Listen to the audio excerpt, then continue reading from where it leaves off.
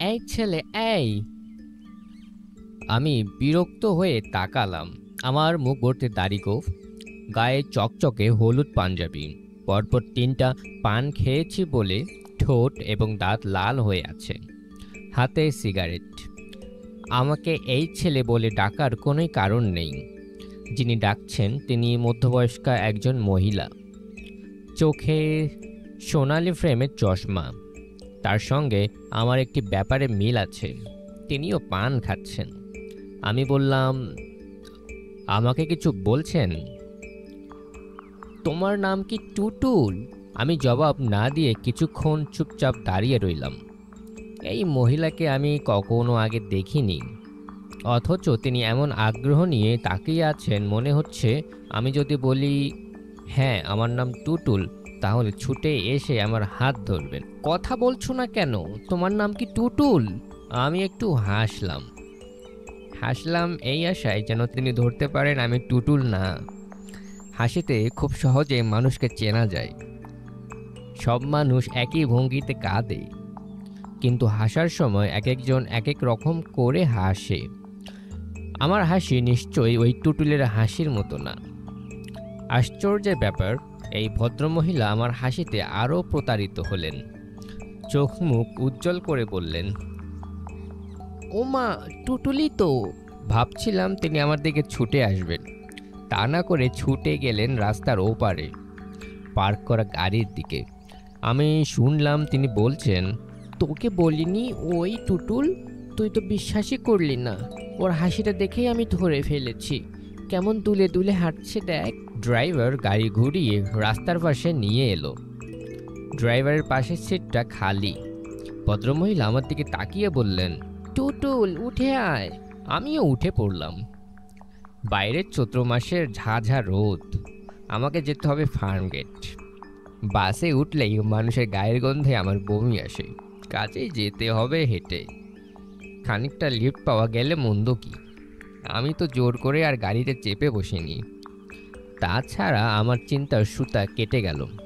ভদ্রমহিলার পাশে বসে থাকা মেয়েটি বলল, মা, এ টুটুল ভাই নয়। আমি ঘাড় ঘুরিয়ে মেয়েটির দিকে তাকিয়ে ঠিক আগের মতোই একটা হাসির ভঙ্গি দিলাম। যে হাসি দিয়ে মেয়ের মাকে প্রতারিত করেছিলাম, সেই হাসিতে মেয়েটিকে প্রতারিত করার চেষ্টা করলাম আর কি। মেয়ে প্রতারিত হলো না। এই যুগের মেয়েদের প্রতারিত করা খুব কঠিন। মেয়েটি দ্বিতীয়বার আগের চেয়েও কঠিন গলায় বলল, মা, তুমি কাকে তুলেছ? এ টুটুল ভাই নয়, হতেই পারে না, এ অন্য কেউ। ড্রাইভার বারবার সন্দেহজনক চোখে আমার দিকে তাকাচ্ছে। আমি অত্যন্ত ঠান্ডা গলায় বললাম, সামনে চোখ রেখে গাড়ি চালাও, অ্যাক্সিডেন্ট হবে। ড্রাইভার আমার গলা এবং কথা শুনে হতভম্ব হয়ে গেল। সম্ভবত তাকে কেউ তুমি করে বলে না। আমার মতো সাজ পোশাকের মানুষ অবলীলায় তাকে তুমি করে বলছে, এটা তার পক্ষে হজম করা কঠিন। মেয়ের মা বললেন, আচ্ছা তুমি টুটুল নও? না। মেয়েটি কঠিন গলায় বলল, তাহলে টুটুল সেজে গাড়িতে উঠে বসলেন যে? টুটুল সেজে গাড়িতে উঠতে যাব কেন? আপনার মা উঠতে বললেন, তাই উঠলাম। মেয়েটি আবার তীব্র গলায় বলল, ড্রাইভার সাহেব, গাড়ি থামান তো, ইনাকে নামিয়ে দিন। যা ভেবেছিলাম তাই। এই ড্রাইভারকে সবাই আপনি আপনি করে বলে। ড্রাইভার মনে মনে হয়তো এরকম হুকুমের জন্য অপেক্ষা করছিলেন। সে প্রায় সঙ্গে সঙ্গে গাড়ি থামিয়ে ফেলল। বড় সাহেবের মতো ভঙ্গিতে বলল, নামেন। গাড়ি থেকে জোর করে নামিয়ে দেবে, এটা সহ্য করা বেশ কঠিন। তবে এ জাতীয় অপমান সহ্য করা আমার অভ্যেস আছে। আমাকে এবং মজিদকে একবার এক বিয়ে বাড়ি থেকে বের করে দিয়েছিল। কনের এক আত্মীয় চিবিয়ে চিবিয়ে বলছিল, জানেন আমরা আপনাকে পুলিশে হ্যান্ড ওভার করতে পারি। ভদ্রবেশী জোচ্চোরকে কিভাবে ঠান্ডা করতে হয় আমি জানি। সেই অপমানের তুলনায় গাড়ি থেকে বের করে দেওয়া কিছুই নয়। ড্রাইভার রুক্ষ গলায় বলল, ব্রাদার নামুন। সূর্যের চেয়ে বালি গরম একেই বলে। আমি ড্রাইভারকে সম্পূর্ণ অগ্রাহ্য করে মেয়েটির দিকে তাকিয়ে বললাম, আমি ফার্ম গেট যাব, ওইখানে কোনো এক জায়গায় নামিয়ে দিলেই হবে। আমরা ফার্ম গেটের দিকে যাচ্ছি না। তা কোন দিকে যাবেন? তা দিয়ে আপনার কি দরকার? নামুন বলছি। না নামলে কি করবেন? আমি এইবার ভদ্রমহিলার দিকে তাকিয়ে হাসলাম। আমার মনে ক্ষীণ আশা ভদ্রমহিলা বলবেন, এই ছেলে যেখানে যেতে চায় সেখানে নামিয়ে দিলেই হয়, এত কথার দরকার কি? ভদ্রমহিলা তা করলেন না। তিনি অত্যন্ত অপ্রস্তুত বোধ করছেন। অপরাধী ভঙ্গিতে মেয়ের দিকে তাকাচ্ছেন। সম্ভবত তিনি মেয়েকে ভয় পান। আজকাল অধিকাংশ মায়েরাই মেয়েদের ভয় পায়। ড্রাইভার বলল, নামতে বলছে, নামেন না। আমি হুঙ্কার দিয়ে উঠলাম, চুপ বেটা ফাজিল, এক চড় দিয়ে চোয়াল ভেঙে দেব। আমাকে চিনিস? চিনিস তুই আমাকে? ড্রাইভারের চোখ মুখ শুকিয়ে গেল। বড়লোকের ড্রাইভার এবং দারোয়ান এরা খুব ভীত প্রকৃতির হয়। সামান্য ধমকা ধমকিতেই এদের পিলে চমকে যায়। আমার কাঁধে একটা শান্তি নিকেতনী ব্যাগ। অত্যন্ত গম্ভীর ভঙ্গিতে ব্যাগে হাত ঢুকিয়ে ছোট্ট নোট বইটা চেপে ধরলাম। ভাবটা এরকম যেন কোনো ভয়াবহ অস্ত্র আমার হাতে। আমি ড্রাইভারের দিকে তাকিয়ে শীতল গলায় বললাম, এই বেটা, গাড়ি স্টার্ট দে। আজ আমি তোদের বাপের নাম ভুলিয়ে দেব। ড্রাইভার সঙ্গে সঙ্গে গাড়ি স্টার্ট দিল। বারবার আমার ব্যাগটার দিকে তাকাচ্ছে। আমি বললাম, সামনের দিকে তাকিয়ে গাড়ি চালা হারামজাদা, অ্যাক্সিডেন্ট করবি। আমি এবার পেছনের দিকে তাকালাম। কড়া গলায় বললাম, আদর করে গাড়িতে তুলে পথে নামিয়ে দেয়া এটা কোন ধরনের ভদ্রতা? ভদ্রমহিলা বা তার মেয়ে দুইজনই কেউই কোনো কথা বলল না। ভয় শুধু ড্রাইভার একা পায়নি, এরা দুজনও পেয়েছে। মেয়েটাকে শুরুতে তেমন সুন্দর মনে হয়নি, এখন দেখতে বেশ ভালো লাগছে। গাড়ি চড়া মেয়েগুলো সবসময় এত সুন্দর হয় কেন? তবে এই মেয়েটার গায়ের রং আরেকটু ফর্সা হলে ভালো হতো। চোখ অবশ্য সুন্দর। এমনও হতে পারে ভয় পাওয়ার জন্য সুন্দর লাগছে। ভীত হরিণীর চোখে যেমন সুন্দর হয়, ভীত তরুণীর চোখও বোধহয় সুন্দর হয়। ভয় পেলেই হয়তো বা চোখ সুন্দর হয়ে যায়। আমি সিগারেট ধরাতে ধরাতে বললাম, গাড়িতে খানিকটা ঘুরবো, জাস্ট ইউনিভার্সিটি এলাকায় একটা চক্কর দিয়ে তারপর যাব ফার্ম গেট। কেউ কোনো কথা বলল না। আমি বললাম, গাড়িতে কোনো গান শোনার ব্যবস্থা নেই? ড্রাইভার, ক্যাসেটটা দাও তো। ড্রাইভার ক্যাসেট চালু করে দিল। ভেবেছিলাম কোনো ইংরেজি গান বোধহয় বাজবে, তা না, নজরুল গীতি। হায় মদিনাবাসী প্রেমে ধর হাত মমো, ডক্টর অঞ্জলি ঘোষের গাওয়া। এই গানটা আমার পছন্দ, রূপাদের বাসায় শুনেছি। গানটায় আলাদা ধরনের মজা আছে, কেমন জানি কাওয়ালি কাওয়ালি ভাব।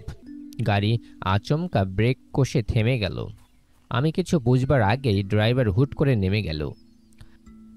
তাকে যতটা নির্বোধ মনে করা হয়েছিল দেখা যাচ্ছে সে ততটা নির্বোধ নয়। সে গাড়ি থামিয়ে মোটরসাইকেলে বসে থাকা একজন পুলিশ সার্জনের গা ঘেঁষে চোখ বড় বড় করে কী সব বলছে। অঞ্জলি ঘোষের গানের কারণে তার কথা বোঝা যাচ্ছে না। পুলিশ সার্জেন্ট আমার জানলার কাছে এসে বলল, নামুন তো। আমি নামলাম। দেখি ব্যাগে কি আছে। আমি দেখালাম, একটা নোট বই, 2টা বল পয়েন্ট, শীষ ভাঙা পেন্সিল, 5 টাকা দিয়ে কেনা এক প্যাকেট চিপস। পুলিশ সার্জেন্ট ভদ্রমহিলার দিকে তাকিয়ে বললেন, আপনি কি এর বিরুদ্ধে কোনো ফর্মাল কমপ্লেন করতে চান? ভদ্রমহিলা তার মেয়ের দিকে তাকালেন। মেয়েটি বলল, অবশ্যই চাই। আমি জাস্টিস এম সুবাহান সাহেবের মেয়ে। এই লোক আমাদের ভয় দেখাচ্ছিল, মাস্তানি করছিল। আপনাদের কমপ্লেন থানায় করতে হবে। রমনা থানায় চলে যান। এখন যেতে পারবো না, আমরা এখন একটা কাজে যাচ্ছি। তো কাজ সেরে আসুন, আমি একে রমনা থানায় হ্যান্ড ওভার করে দেব। আসামির নাম জানেন তো? না। পুলিশ সার্জেন্ট আমার দিকে তাকিয়ে বলল, এই তোর নাম কি? আমি স্তম্ভিত হয়ে গেলাম। যে শুরুতে আমাকে আপনি বলছে, এখন সুন্দর একটা মেয়ের সামনে তুই করে বলছে। এই তোর নাম কি বল? আমি উদাস গলায় বললাম, আমার নাম টুটুল। পুলিশ সার্জেন্ট ভদ্রমূলের দিকে তাকিয়ে বলল, ভুল নাম দিচ্ছে। যাই হোক, এই নামেই বুকিং হবে। হারামজাদারা ইদানিং শিয়ানা হয়েছে, কিছুতেই কারেক্ট নাম বলবে না, ঠিকানা তো বলবেই না। বিশাল কালো গাড়ি হুশ করে বের হয়ে গেল। ফার্মগেট যাওয়া আমার বিশেষ দরকার। ইন্দিরা রোডে আমার বড় ফুপুর বাসায় দুপুরে খাওয়ার কথা। সেই খাওয়া মাথায় উঠল। সার্জেন্ট আমাকে ছাড়বে না। রমনা থানায় চালান করবে বলাই বাহুল্য। জাস্টিসের নাম শুনেছে, বড় কারোর নাম শুনলে এদের হুঁশ থাকে না। আমি এক প্যাকেট সিগারেট কিনে ফেললাম। হাজতে থাকতে হলে সঙ্গে সিগারেট থাকা ভালো। আমার ধারণা ছিল সার্জেন্ট তার মোটরসাইকেলের পেছনে আমাকে বসিয়ে থানায় নিয়ে যাবে। তা করলো না। আজকাল পুলিশ খুব আধুনিক হয়েছে। পকেট থেকে ওয়াকিটকি বের করে কি বলতেই পুলিশের জিপ এসে উপস্থিত। অবিকল হিন্দি মুভি। সম্পূর্ণ নিজের বোকামিতে দাওয়াত খাওয়ার বদলে থানায় যাচ্ছি। মেজাজ খারাপ হওয়ার কথা। আশ্চর্যের ব্যাপার, খারাপ হচ্ছে না, বরং মজাই লাগছে। অঞ্জলি ঘোষের গানের পুরোটা শোনা হলো না, এই জন্য অবশ্য একটু আফসোস হচ্ছে। হায় মদিনাবাসী বলে চমৎকার টান দিচ্ছিল। থানার ওসি সাহেবের চেহারা বেশ ভালো, মেজাজও বেশ ভালো। চেইন স্মোকার, ক্রমাগত বেনসন অ্যান্ড হেজেস টেনে যাচ্ছে। বাজারে এখন 70 টাকা করে প্যাকেট যাচ্ছে। দিনে 3 প্যাকেট করে হলে মাসে কত টাকা হয়? 210 গুণন 30, 6030। একজন ওসি সাহেব বেতন পান কত? এক ফাঁকে জেনে নিতে হবে। ওসি সাহেব শুরুতে প্রশ্ন করেন, ভাব বাচ্চে। শুরুর কয়েকটি প্রশ্নে জেনে নিতে চেষ্টা করেন আসামি কোনো সামাজিক অবস্থায় আছে। তার উপর নির্ভর করে আপনি, তুমি বা তুই ব্যবহৃত হয়। ওসি সাহেব বললেন, কি নাম? চৌধুরী খালেকুজ্জামান, ডাকনাম টুটুল। তা কি করা হয়? সাংবাদিকতা করি। কোন পত্রিকায়? বিশেষ কোনো পত্রিকার সঙ্গে জড়িত নই, ফ্রিল্যান্স সাংবাদিকতা, যেখানে সুযোগ পাই ঢুকে পড়ি। টুটুল চৌধুরী নামে ছাপা হয় এই লেখা, হয়তো আপনার চোখে পড়েছে। পুলিশের উপর একটা ফিচার করেছিলাম। কি ফিচার? একজন পুলিশ সার্জেন্টের দিন রাত্রি, সকাল থেকে সন্ধ্যা পর্যন্ত তাকে কি করতে হয় তাই ছিল বিষয়। অবশ্য এক ফাঁকে খুব ড্যামেজিং কয়েকটা লাইন ঢুকিয়ে দিয়েছিলাম। যেমন বলেছিলাম, এই পুলিশ সার্জেন্ট তার একটি কর্মমুখর দিনে 3 প্যাকেট বেনসন অ্যান্ড হেজেস পান করেন। তিনি জানিয়েছেন টেনশন দূর করতে এটা তার প্রয়োজন। অবশ্য তিনি খুব টেনশনের জীবনযাপন করেন। এই বাজারে দিনে 3 প্যাকেট করে বেনসন খেলে মাসে 2300 টাকা প্রয়োজন। আমাদের জিজ্ঞাস্য তাদের বেতন কত? ওসি সাহেব ভুরু কুঁচকে আমার দিকে তাকালেন। হাসি মুখে বললাম, তবে শেষের 3টা লাইন ছাপা হয়নি, এডিটর সাহেব কেটে দিয়েছেন। পুলিশের বিরুদ্ধে কেউ কিছু ছাপাতে চায় না। ওসি সাহেব শুকনো গলায় বললেন, আপনার বিরুদ্ধে অভিযোগ কি? আমি স্বস্তির নিঃশ্বাস ফেললাম। যাক, আপনি করে বলছে সামাজিক স্বীকৃতি পাওয়া গেল। এখন চাইলে 1 কাপ চাও চলে আসতে পারে। পুলিশরা উঁচু দরের আসামিদের সাথে ভালো খাতির করে, চা সিগারেট খাওয়ায়। আপনি প্রশ্নের জবাব দিচ্ছেন না। আপনার বিরুদ্ধে অভিযোগ কি? অভিযোগ যে কি তা আমি নিজেই জানি না। ওরা অভিযোগ করলে তারপর জানা যাবে। নারী অপহরণের অভিযোগ হতে পারে। নারী অপহরণ? জি। জাস্টিস সাহেবের স্ত্রী এবং কন্যাকে নিয়ে ওদের গাড়িতে পালাতে চেষ্টা করছিলাম। মাছের তেলে মাছ ভাজা বলতে পারেন। ওসি সাহেব থমথমে গলায় বললেন, আপনি কি আমার সঙ্গে রসিকতা করার চেষ্টা করছেন? দয়া করে করবেন না। আমি আপনার চেয়েও বড় রসিক, কাজেই অসুবিধা হবে। জি আচ্ছা, রসিকতা করব না। আপনি কোনার দিকের ওই বেঞ্চেতে গিয়ে বসুন। হাজতে পাঠাচ্ছেন না? ফাইনাল অভিযোগ আসুক, তারপর পাঠাবো। হাজত তো আর পালিয়ে যাচ্ছে না। এক কাপ চা কি পেতে পারি? ওসি সাহেব গম্ভীর মুখে আমার ব্যাগের জিনিসপত্র দেখতে লাগলেন। নোটবের পাতা উল্টাচ্ছেন। আমি বললাম, ওটা আমার কবিতার খাতা। মাঝে মধ্যে কবিতা লিখি। তার মুখের কাঠিন্য তাতে একটুও কমল না। কবি শুনে মেয়েরা খানিকটা দ্রবীভূত হয়। পুলিশ কখনো হয় না।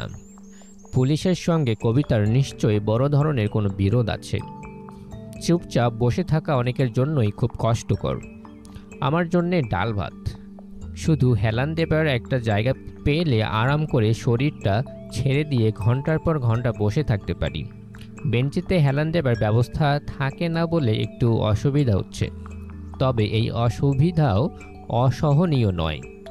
এই রকম পরিস্থিতিতে আমি আমার নদীটা বের করে ফেলি। তখন অসুবিধা হয় না। নদী বের করবার ব্যাপারটা সম্ভবত আপনাদের কাছে পরিষ্কার হয়নি। একটু ব্যাখ্যা করলেই পরিষ্কার হয়ে যাবে। ছোটবেলার কথা, ক্লাস 6-এ পড়ি। জিওগ্রাফি পড়ান মজিদ স্যার। তিনি ক্লাসে ঢুকলে চেয়ার টেবিলগুলো পর্যন্ত ভয়ে কাঁপে। স্যার মানুষটা ছোটোখাটো, কিন্তু হাতের থাবাটা বিশাল। আমাদের ধারণা, ছাত্রদের গালে চর বসাবার জন্য আল্লাহ তাআলা স্পেশালভাবে স্যারের ওই হাত তৈরি করে দিয়েছেন। স্যারের চরের নামও ছিল রামচর, শ্যামচর, যদুচর, মধুচর। এর মধ্যে সবচেয়ে কঠিন হচ্ছে রামচর, সবচেয়ে নরমটা হচ্ছে মধুচর। স্যার সেদিন পড়াচ্ছেন বাংলাদেশের নদ নদী। ক্লাসে ঢুকেই আমার দিকে আঙুল বালিয়ে বললেন, এই একটা নদীর নাম বলতো, চট করে বল। মফিজ স্যার কোনো প্রশ্ন করলে কিছুক্ষণের জন্য আমার মাথাটা পুরোপুরি ফাঁকা হয়ে যায়। কান ভোঁ করতে থাকে। মনে হয় মাথার খুলির ভেতর জমে থাকা কিছু বাতাস কানের পর্দা ফাটিয়ে বের হয়ে যাচ্ছে। কি ব্যাপার, চুপ করে আছিস কেন? নাম বল। আমি ক্ষীণ স্বরে বললাম, আরিয়াল খান নদী। স্যার এগিয়ে এসে প্রচণ্ড চর বসিয়ে দিলেন। খুব সম্ভবত রামচর। হুঙ্কার দিয়ে বললেন, এত সুন্দর নাম থাকতে তোর মনে এলো আরিয়াল খা? সবসময় ফাজলামি। কান ধরে দাঁড়িয়ে থাক। আমি কান ধরে সারাটা ক্লাস দাঁড়িয়ে রইলাম। ঘন্টা পড়ার মিনিট 5 আগে পড়ানো শেষ করে স্যার চেয়ারে গিয়ে বসলেন। আমার দিকে তাকিয়ে বলছে, কাছে আয়। আরেকটি চর খাবার জন্য আমি ভয়ে স্যারের কাছে এগিয়ে গেলাম। তিনি বিষণ্ণ গলায় বললেন, এখনো কান ধরে আছিস কেন? হাত নামা। আমি হাত নামালাম। স্যার ক্ষমা চাওয়ার ভঙ্গিতে বললেন, তোকে শাস্তি দেওয়াটা অন্যায় হয়েছে, খুবই অন্যায়। তোকে নদীর নাম বলতে বলেছি, তুই বলেছিস। আয়, আরও কাছে আয়, তোকে আদর করে দিই। স্যার এমন ভঙ্গিতে মাথায় এবং পিঠে হাত বুলাতে লাগলেন যেন আমার চোখে পানি এসে গেল। স্যার বিব্রত গলায় বললেন, আমি তোর কাছে সুন্দর একটা নদীর নাম শুনতে চেয়েছিলাম, আর তুই বললি আরিয়াল খা। আমার মেজাজটা খারাপ হয়ে গেল। আচ্ছা, এখন সুন্দর একটা নদীর নাম বলতো। আমি শার্টের হাতায় চোখ মুছতে মুছতে বললাম, ময়ূরাক্ষী। ময়ূরাক্ষী? এই নাম তো কোনোদিন শুনিনি। কোথাকার নদী? জানি না স্যার। এই নামে আসলে কি কোন নদী আছে? তাও জানি না স্যার। স্যার হালকা গলায় বললেন, আচ্ছা থাক, না থাকলে নেই। এইটা হচ্ছে তোর নদী। যা, জায়গায় গিয়ে বস। এমনিতেই তোকে শাস্তি দিয়ে আমার মনটা খারাপ হয়েছে। তুই তো দেখি কেঁদে কেঁদে আমার মন খারাপটা আরও বাড়াচ্ছিস। আর কাঁদিস না, যা। এই ঘটনার প্রায় 3 বছর পর ক্যান্সারে দীর্ঘদিন রোগভোগের পর মফিজ স্যার মারা যান। মৃত্যুর কয়েকদিন আগে স্যারকে দেখতে গিয়েছি। নোংরা একটা ঘরের নোংরা বিছানায় স্যার শুয়ে আছেন। মানুষ না, যেন কফিন থেকে বের করা মিশরের মমি। স্যার আমাকে দেখে খুব খুশি হলেন। উঁচু গলায় তার স্ত্রীকে ডাকলেন, ওগো, এই ছেলেটাকে দেখে যাও। এই ছেলের একটা নদী আছে, নদীর নাম ময়ূরাক্ষী। স্যারের স্ত্রী আমার প্রতি কোনো রকম আগ্রহ দেখালেন না, মুখ ঘুরিয়ে চলে গেলেন। স্যার সেই অনাদর পুষিয়ে দিলেন। দুর্বল হাতে টেনে তার পাশে বসালেন, বললেন, তোর নদীটা কেমন দেখতে বল। আমি নিচু গলায় বললাম, স্যার আমি কিছু জানি না, দেখিনি কখনো, তবু বল শুনি, বানিয়ে বানিয়ে বল। আমি লাজুক গলায় বললাম, নদীটা খুব সুন্দর। আরে গাধা, নদী তো সুন্দর হবেই, অসুন্দর নদী বলে কিছু নেই, আরও কিছু বল। আমি বলার মতো কিছু খুঁজে পেলাম না, চুপচাপ বসে রইলাম। স্যার যেদিন মারা যান সেই রাত্রিতে আমি প্রথম ময়ূরাক্ষী নদীটা স্বপ্নে দেখি। ছোট্ট একটা নদী, তার পানি কাচের মতো স্বচ্ছ, নিচের বালিগুলো পর্যন্ত স্পষ্ট দেখা যায়। নদীর দুধারে দুর্বা ঘাসগুলো কি সবুজ, কি কোমল। নদীর ওই পারে বিশাল ছায়াময় একটা পাকুড় গাছ, সেই গাছে বিষণ্ণ গলায় একটা ঘুঘু ডাকছে। সেই ডাকে এক ধরনের কান্না মিশে আছে। নদীর ধার ঘেঁষে পানি ছিটাতে ছিটাতে ডোরাকাটা সবুজ শাড়ি পরা একটি মেয়ে ছুটে যাচ্ছে। আমি শুধু এক ঝলক তার মুখটা দেখতে পেলাম। স্বপ্নের মধ্যেই তাকে খুব চেনা, খুব আপন মনে হলো, যেন কত দীর্ঘ শতাব্দী এই মেয়েটির সঙ্গে কাটিয়েছি। ময়ূরাক্ষী নদীকে একবারেই আমি স্বপ্নে দেখি। নদীটা আমার মনের ভেতর পুরোপুরি গাঁথা হয়ে যায়। এরপর অবাক হয়ে লক্ষ্য করি, কোথাও বসে একটু চেষ্টা করলেই নদীটা আমি দেখতে পাই। তার জন্যে আমাকে কোনো কষ্ট করতে হয় না, চোখ বন্ধ করতে হয় না, কিছু না। একবার নদীটা বের করে আনতে পারলে সময় কাটানো কোনো সমস্যা নয়। ঘন্টার পর ঘন্টা আমি নদীর তীরে হাঁটি, নদীর হিম শীতল জলে পা ডুবিয়ে বসি, শরীর জুড়িয়ে যায়। ঘুঘুর ডাকে চোখ ভিজে ওঠে। ঘুমাচ্ছেন নাকি? আমি চোখ মেললাম, চারদিকে অন্ধকার। আরে সর্বনাশ, এতক্ষণ পার করেছি। ওসি সাহেব বললেন, জাস্টিস সাহেবের বাসা থেকে ফোন করছিলেন, ওরা কোনো চার্জ করবে না, you are free to go. Justice সাহেব নিজেই ফোন করেছিলেন? না, তার মেয়ে। মেয়েটা কি বলল দয়া করে কি বলবেন? বলল ধমক ধামক দিয়ে ছেড়ে দিতে। তাহলে দয়া করে ধমক ধামক দিন, তারপরেই যাই। ওসি সাহেব হেসে ফেললেন। পুলিশের যে একেবারেই রসবোধ নেই সেটা ঠিক না। আমি উঠে দাঁড়াতে দাঁড়াতে বললাম, মেয়েটা কি তার নাম আপনাকে বলেছে? হ্যাঁ বলেছে, মীরা কিংবা মিরু এই জাতীয় কিছু। আপনি কি নিশ্চিত যে সে জাস্টিস এম সোবাহান সাহেবের মেয়ে? অন্য কেউ তো হতে পারে। আপনি একটা উড়ো টেলিফোন কল পেয়ে আমাকে ছেড়ে দিলেন, তারপর জাস্টিস সাহেব ধরবেন আপনাকে, আইনের প্যাচে ফেলে অবস্থা কাহিল করে দেবেন। ভাই আপনি জানতো। আর শোনেন, একটু উপদেশ দেই, পুলিশের সঙ্গে এত মিথ্যা কথা বলবেন না। মিথ্যা বলবেন ভালো মানুষদের কাছে, যা বলবেন তারা তাই বিশ্বাস করবে। পুলিশ কোনো কিছু বিশ্বাস করে না, খোঁজ খবর করে। আপনি আমার সম্পর্কে খোঁজ খবর করেছেন? হ্যাঁ, সংবাদপত্রের অফিসগুলোতে খোঁজ নিয়েছি। জেনেছি টুটুল চৌধুরী নামের কোনো ফ্রিল্যান্সার সাংবাদিক নেই। আপনি কি আমার মুছে লেখা ফুচে লেখা এইসব কিছু নেবেন না? না, এখন দয়া করে বিদায় হন। আপনার গাড়ি করে আমাকে নিয়ে এসেছিলেন, আমি কি আশা করতে পারি না আবার গাড়ি করে নামিয়ে দিয়ে আসবেন? কোথায় যাবেন? ফার্মগেট। চলুন নামিয়ে দেই। আমি হাসি মুখে বললাম, আপনার এই ভদ্রতার কারণে কোনো একদিন হয়তো আমি আপনাকে ময়ূরাক্ষীর তীরে নিমন্ত্রণ করব। ওসি সাহেব বিস্মিত হয়ে বললেন, আপনি কি বললেন বুঝতে পারলাম না। ওইটা বাদ দিন, সব কিছু বুঝে ফেললে তো মুশকিল। ভালো কথা, আপনি ডেইলি ক প্যাকেট সিগারেট খান তা কি জানতে পারি? ওসি সাহেব বললেন, আপনি লোকটা তো ভালো তেদর আছেন, 2 থেকে 2.5 প্যাকেট লাগে। বড় ফুপুর বাসায় দুপুরে যাওয়ার কথা। উপস্থিত হলাম রাত 8টায়। ফুপুর বড় ছেলে বাদল আমাকে দেখে উল্লসিত গলায় বলল, হিমুদা এসেছো, অনেক কথা আছে, আজ থাকবে কিন্তু। I need your help.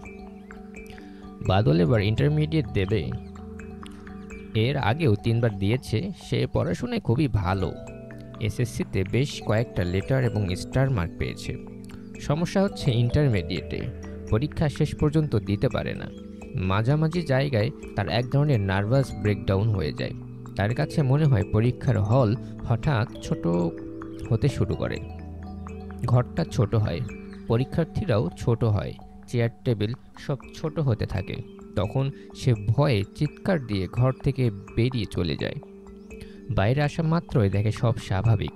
তখন সে আর পরীক্ষার হলে ঢোকে না, চোখ মুছতে মুছতে বাড়ি চলে আসে।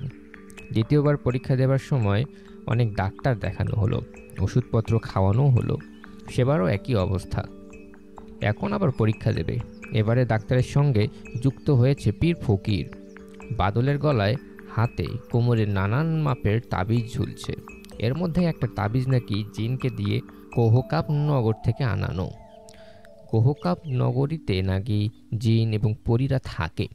আমার বড় ফুপু ঘোর নাস্তিক ধরনের মানুষ, বেশ ভালো ডাক্তার, তিনি কিছু বলছেন না। বাদলকেও দেখি আমার মতো অবস্থা, দাড়ি গোপ গজিয়ে হুলুস্থুল, লম্বা লম্বা চুল। সে খুশি খুশি গলায় বলল, হিমুদা, পড়াশোনা করছি, খাওয়া দাওয়া শেষ করে আমার ঘরে চলে আসবে। তা পড়াশোনা কেমন করছিস? হেভি চলছে। একই জিনিস 3-4 বছর ধরে পড়ছি তো একেবারে ভাজা ভাজা হয়ে গেছে। শিমু ভাই, তুমি এমন ডার্ক হলুদ কোথায় পেলে? গাউছিয়ায় আইন দেখাচ্ছে, সন্ন্যাসী সন্ন্যাসী লাগছে। যা পড়াশোনা কর, আমি আসছি। কি আর পড়াশোনা করব, সব তো ভাজা ভাজা। তবু আরেকবার ভেজে ফেল, কড়া ভাজা হবে। বাদল শব্দ করে হেসে উঠল। সে হাসি হেঁচকির মতো চলতেই থাকলো। আমি অবাক হয়ে তাকিয়ে রইলাম। এই ছেলের অবস্থা দেখে দিন দিন খারাপ হচ্ছে। এতক্ষণ ধরে কেউ হাসে। ফুপু গম্ভীর মুখে খাবার এগিয়ে দিচ্ছেন। মনে হচ্ছে দুপুরে প্রচুর আয়োজন ছিল, সেই সব গরম করে দেওয়া হচ্ছে। পোলাওয়ের টক টক গন্ধ, নষ্ট হয়ে গেছে কি না কে জানে। আমার পেটে অবশ্য সবই হজম হয়ে যায়। পোলাওটা মনে হচ্ছে হবে না, কষ্ট দেবে। বড়বাবু বললেন, রোস্ট আরেক পিস দেব? দাও। এত খাবার দাবারের আয়োজন কী জন্যে একবার জিজ্ঞেস করলি না? আমি খাওয়া বন্ধ করে বললাম, কী জন্যে? আত্মীয় স্বজন যখন কোনো উপলক্ষে খেতে ডাকে তখন জিজ্ঞেস করতে হয় উপলক্ষটা কি। যখন আসতে বলে তখন আসতে হয়। একটা ঝামেলায় আটকে পড়েছিলাম। উপলক্ষটা কি? রিনকির বিয়ের কথা পাকা হলো। বাহ, ভালো তো। ফুপু গম্ভীর হয়ে গেলেন। আমি খেয়ে যাচ্ছি। টক গন্ধ পোলাও এত খাওয়া ঠিক হচ্ছে না, সেটাও বুঝতে পারছি। তবু নিজেকে সামলাতে পারছি না। যা হবার হবে। ফুপু শীতল গলায় বললেন, একবার তো জিজ্ঞেস করলি না কার সঙ্গে বিয়ে, কি সমাচার? নিশ্চয়ই তোমরা দেখে শুনে ভালো কোথাও বিয়ে দিচ্ছ। তুই একবার জিজ্ঞেস করবি না? তোর কোনো কৌতূহল নেই? আরে কি বলো, কৌতূহল নেই? আসলে এত ক্ষুধার্ত যে কোনো দিকে মন দিতে পারছি না। দুপুরে খাওয়া দাওয়া হয়নি। ছেলে করে কি? Marine engineer. বলো কি? তাহলে তো মালদার পার্টি। ফুপু রাগিয়ে রাগিয়ে গলায় বললেন, ছোট লোকের মতো কথা বলবি না তো। মালদার পার্টি আবার কি রে? পয়সাওয়ালা পার্টি, এটাই বলেছি। হ্যাঁ, টাকা পয়সা ভালোই আছে। শর্ট না তো। আমার কেন জানি মনে হতো একটা শর্ট টাইপের ছেলের সাথে রিনকির বিয়ে হবে। ছেলের হাইট কত? ফুপুর মুখটা কালো হয়ে গেল। তিনি নিচু গলায় বললেন, হাইট একটু কম, উঁচু জুতো পরলে বোঝা যায় না। বোঝা না গেলে তো কোনো সমস্যা নেই। তাছাড়া বেটের লোক খুব ইন্টেলিজেন্ট হয়, যত লম্বা হয় তত বুদ্ধি কমতে থাকে। আমি এখন পর্যন্ত কোনো বুদ্ধিমান লম্বা মানুষ দেখিনি, সত্যি বলছি। ফুপুর মুখ আরও অন্ধকার হয়ে গেল। তখন মনে পড়ল, কি সর্বনাশ, ফুপা নিজেই তো বিরাট লম্বা একজন মানুষ, প্রায় 6 ফুট। আমি দেখি একের পর এক ঝামেলা বাঁধিয়েই যাচ্ছি। তুই যাবার আগে তোর ফুপার সঙ্গে কথা বলে যাবি। তোর সঙ্গে নাকি কি জরুরি কথা আছে তার। No problem.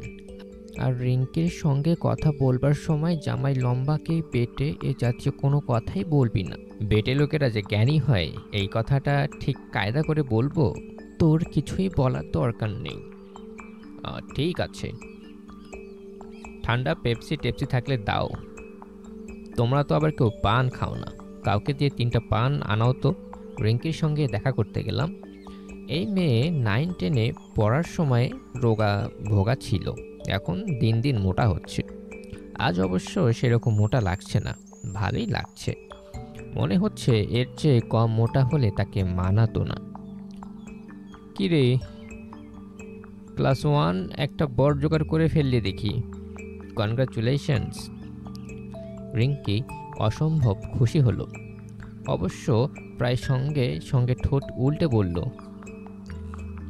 ক্লাস 1 বর না ছাই, ক্লাস 3 হবে বড়জোর। মেয়েদের আমি কখনো খুশি হলে সেই খুশি প্রকাশ করতে দেখিনি।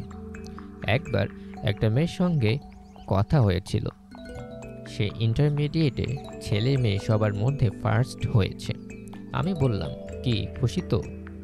সে ঠোঁট উল্টে বলল, বাংলা সেকেন্ড পেপারে যা পুয়ার নাম্বার পেয়েছি, জানেন মার্কশিট দেখেও কেঁদেছি। রিঙ্কিরও দেখি সেই অবস্থা, খুশিতে মুখ ঝলমল করছে, অথচ মুখে বলছে ক্লাস 3। হিমু ভাই, ও কিন্তু দারুণ শর্ট, মনে হয় কলিং বেল হাত দিলে নাগালে পাবে না। আমি অত্যন্ত খুশি হবার ভঙ্গি করলাম, খুশি কলে বললাম, তাহলে তুই লাকি। ভাগ্যবতী মেয়েদের বর খাটো হয়। খনার বচন আছে, যাও। সত্যি খনা বলেছেন, খাটো পেয়ারা ভালো, খাটো স্বামী মন, তারপর আর কি কি যেন আছে মনে নেই। বানিয়ে বানিয়ে কি যে মিথ্যে বলো তুমি। এই ছড়াটা তুমি এক্ষুনি বানালে তাই না? কেন বানালে বলো তো? তোকে খুশি করার জন্যে। খুশি করবার দরকার নেই, আমি এমনিতেই খুশি।